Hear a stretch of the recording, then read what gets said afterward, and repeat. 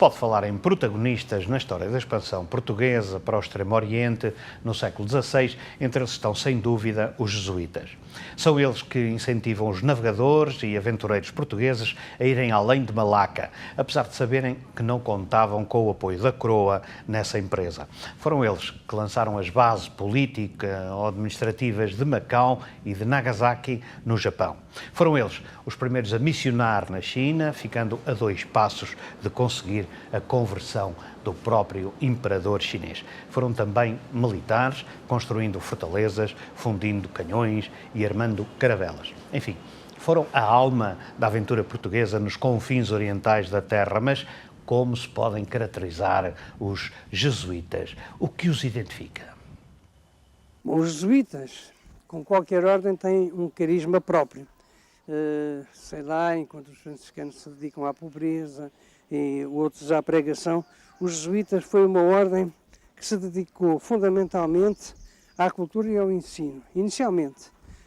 Não quer dizer que não façam outras coisas, mas eu penso que essa é a marca distintiva dos jesuítas, que vão pela cultura, pela educação, e essa marca foi muito importante porque eles operaram uma verdadeira revolução na Igreja. Eu tenho para mim que as revoluções na Igreja foram sempre feitas pelos santos. A Igreja cometeu muitos erros ao longo da sua história, porque é uma cidade de homens, é a tal rede que apanha peixes bons e maus, e de vez em quando apareceu um grupo, uma pessoa que volta a pôr a Igreja em cima dos carris. No caso dos jesuítas foi típico, era necessário fazer uma viragem, e os jesuítas aparecem como uma ordem ao mesmo tempo virada para uma vida de santidade profunda e autêntica e também para a educação. Os jesuítas tiveram essa grande característica que aqui em relação à China foi muito importante, e à Ásia de uma maneira geral, porque se aperceberam da importância das culturas alheias. O grande iniciador foi São Francisco Xavier, pioneiro e cofundador da Companhia de Jesus.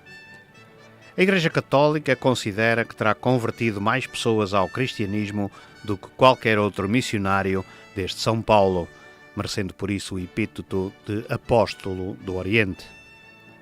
Exerceu a sua atividade missionária no Oriente, especialmente na Índia portuguesa e no Japão.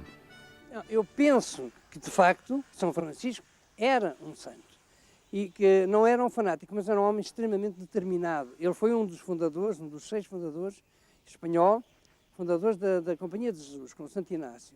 E quando ele veio, se nós fizermos as contas aos milhares de quilómetros que ele fez, nos 10 anos, porque ele só esteve 10 anos aqui no Oriente até morrer em São João, em 1552, a 3 de dezembro. Ele percorreu milhares de quilómetros nesses 10 anos e foi um homem que entendeu exatamente aquilo que eu dizia há pouquinho, que era a necessidade de respeitar as culturas alheias. Ele, quando escreveu acerca dos japoneses, disse maravilhas daquela gente e no próprio Japão ele percebeu que a raiz da cultura japonesa era a China. E daí que ele quisesse vir para a China, onde nunca conseguiu entrar, morreu numa ilha chinesa, São João pertence à China, mas nunca conseguiu entrar. Mas ele foi, digamos, o homem que gizou o grande programa que depois foi agarrado pelo Valiniano, o visitador Valiniano, que amplificou, criou aqui o Colégio de São Paulo e a partir daí teve os seus sucessores, Rodigieri, especialmente Mateus Ricci, que depois implantou no terreno o grande sonho de São Francisco Xavier e de Valiniano. Alexandre Valiniano, visitador dos jesuítas, um jurista conceituado, surge logo a seguir na panóplia dos grandes nomes da companhia em Macau. Que é de facto o verdadeiro grande fundador do Colégio da Madre Deus de Macau. A sua personalidade é verdadeiramente extraordinária, porque ele teve, muito antes de Matteo Ricci, a noção e a perspectiva de que o cristianismo, para se implantar na China, tinha que adaptar características chinesas, tinha que adotar características chinesas e transformar-se, efetivamente, numa força civilizadora.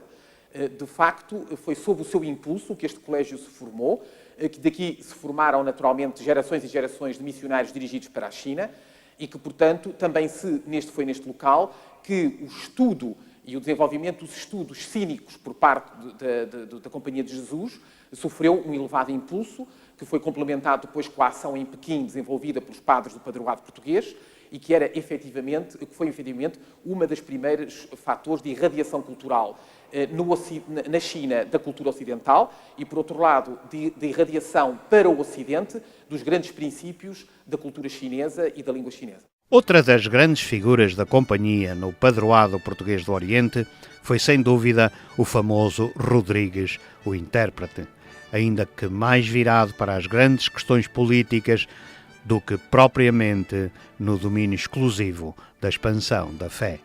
The people involved in it were interesting. German Jesuit, Adam Schall von Bell, he was one of the people who went from Macau up to Peking to give them technical advice about casting cannon and so on. And then there was João Rodrigues Sussu, the interpreter, the Portuguese Jesuit who had been, went out as a young man to the Far East as a soldier at the age of 16 or something like that. And then he entered the Jesuit order and became very, very fluent in Japanese and was frequently used by the Japanese government and the Macau government and the Portuguese as an intermediary because his Japanese was so fluent. João Rodrigues, such a common name, who wrote the Japanese grammar.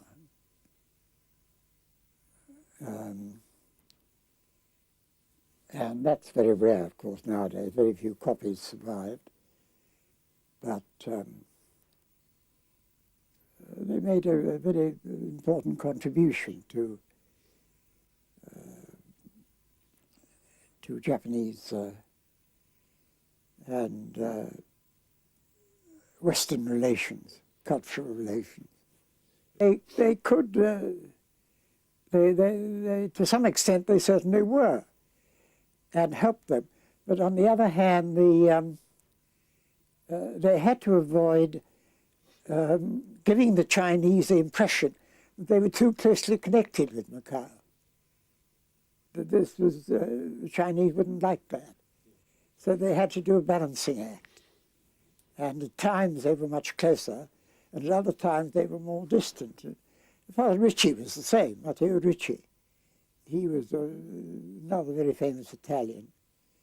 And this also meant that some of the Chinese, anyway, regarded the Italians with more trust.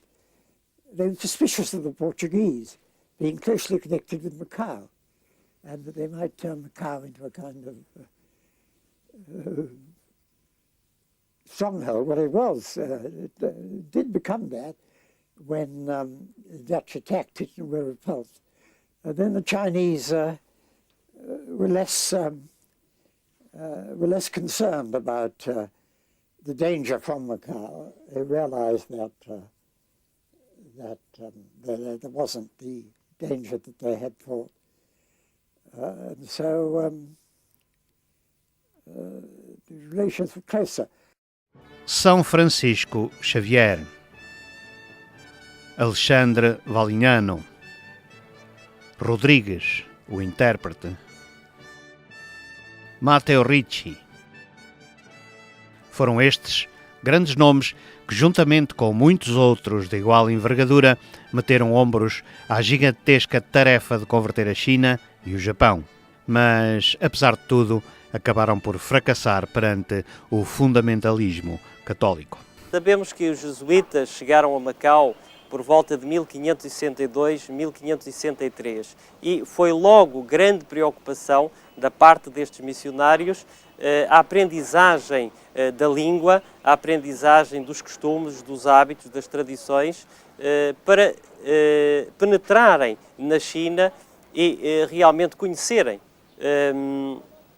a tradição e poderem divulgar com mais eficácia a mensagem cristã, ao mesmo tempo que poderiam captar aspectos da cultura chinesa. Ora, quando os jesuítas se estabeleceram na China, na missão de Siuheng, em 1583, eles estavam realmente preparados para enfrentar um novo mundo e uma nova cultura. E uma das coisas que os impressionou foi realmente a doutrina de Confúcio.